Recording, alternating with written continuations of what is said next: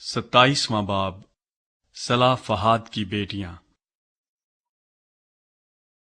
تب یوسف کے بیٹے منسی کی اولاد کے گھرانوں میں سے صلاح بن حفر بن جلاد بن مکیر بن منسی کی بیٹیاں، جن کے نام مہلا اور نوآح اور ہجلا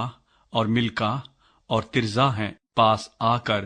خیمہ اجتماع کے دروازے پر موسیٰ اور الیعزر کاہن اور امیروں اور سب جماعت کے سامنے کھڑی ہوئیں اور کہنے لگیں کہ ہمارا باپ بیابان میں مرا،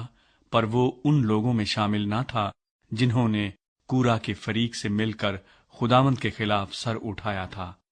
بلکہ وہ اپنے گناہ میں مرا اور اس کے کوئی بیٹا نہ تھا۔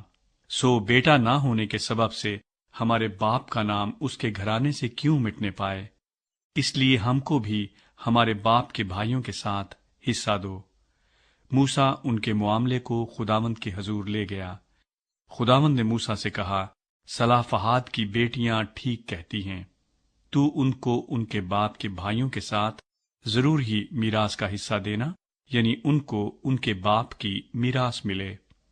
اور بنی اسرائیل سے کہہ کہ اگر کوئی شخص مر جائے اور اس کا کوئی بیٹا نہ ہو تو اس کی میراث اس کی بیٹی کو دینا، اگر اس کی کوئی بیٹی بھی نہ ہو تو اس کے بھائیوں کو اس کی میراث دینا،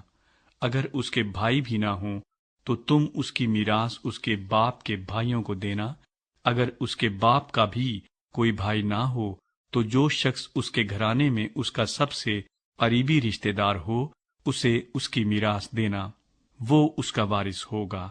اور یہ حکم بنی اسرائیل کے لیے جیسا خداوند نے موسیٰ کو فرمایا واجبی فرض ہوگا۔ یشوع موسیٰ کا جانشین چنا جاتا ہے۔ پھر خداوند نے موسیٰ سے کہا، تو اباریم کے اس پہاڑ پر چڑھ کر اس ملک کو جو میں نے بنی اسرائیل کو عنایت کیا ہے دیکھ لے، اور جب تو اسے دیکھ لے گا تو تو بھی اپنے لوگوں میں اپنے بھائی ہارون کی طرح جا ملے گا،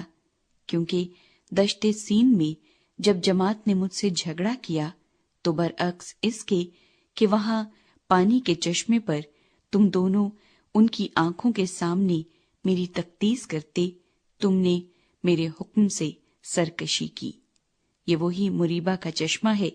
جو دشت سین کے قادس میں ہے۔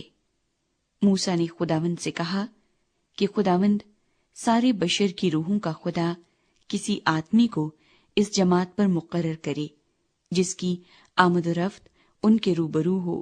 اور وہ ان کو باہر لے جانے اور اندر لے آنے میں ان کا راہبر ہو، تاکہ خداوند کی جماعت ان بھیڑوں کی مانند نہ رہے جن کا کوئی چرواہا نہیں۔ خداوند نے موسیٰ سے کہا، تو نون کے بیٹے یشوع کو لے کر اس پر اپنا ہاتھ رکھ، کیونکہ اس شخص میں روح ہے، اور اسے الیعزر کاہن اور ساری جماعت کے آگے کھڑا کر کے ان کی آنکھوں کے سامنے اسے وصیت کر، اور اپنے روبداب سے اسے بہرور کر دے، تاکہ بنی اسرائیل کی ساری جماعت اس کی فرمانبرداری کرے۔ وہ الیعزر کاہن کے آگے کھڑا ہوا کرے جو اس کی جانب سے خداوند کے حضور اوریم کا حکم دریافت کیا کرے گا، اسی کے کہنے سے وہ اور بنی اسرائیل کی ساری جماعت کے لوگ نکلا کریں، اور اسی کے کہنے سے لوٹا بھی کریں۔ سو موسیٰ نے خداوند کے حکم کے مطابق عمل کیا، اور اس نے یشوع کو لے کر اسے الیعزر کاہن اور ساری جماعت کے سامنے کھڑا کیا، اور اس نے اپنے ہاتھ اس پر رکھے، اور جیسا خداوند نے اس کو حکم دیا تھا اسے وصیت کی۔